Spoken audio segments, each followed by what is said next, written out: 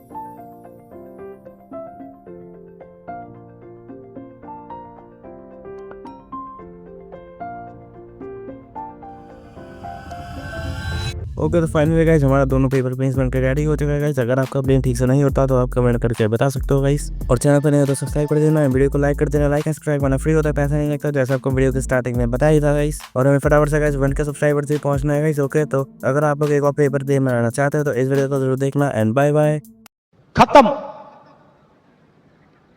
Bye bye, tata, goodbye, गया।